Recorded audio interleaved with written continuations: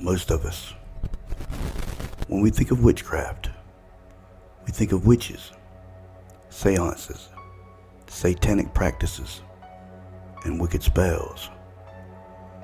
But can we be participating in this ancient evil without even being aware that we are doing so? Let's take a look at what the Bible has to say about this on today's episode of Devine Revelations. In 1 Samuel chapter 15, Saul was the king of Israel at the time, and Samuel was the prophet in which God used to speak to his people.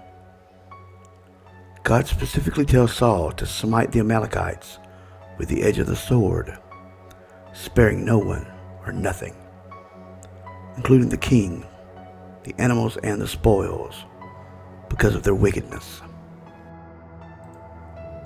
Saul returns after taking the king of the Amalekites hostage, along with the fatty animals, so that Saul and his men can sacrifice them unto the Lord. They are met by Samuel when Saul begins to tell him that he has performed the commandment of the Lord. Samuel then begins to explain that he has not performed the commandment of the Lord because he has spared the fatty animals and the king.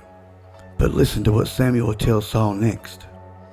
In verse 22 he says, "Behold, to obey is better than sacrifice, and to hearken than that of the fat of the ram." Then verse 23 says, "For rebellion is as sin of witchcraft, and stubbornness is as iniquity and idolatry." So rebellion is the same as witchcraft, which really makes a lot of sense, because what does witchcraft do? It opens doors for demonic entities to wreak havoc on our lives. In what areas of your life are you rebellious to God's word?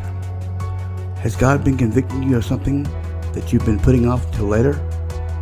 Are you practicing witchcraft without even realizing it? Let me know what you think in the comments down below. And if you enjoyed this video and want to learn more about witchcraft, click this link below. And until next time, may God bless you and your family.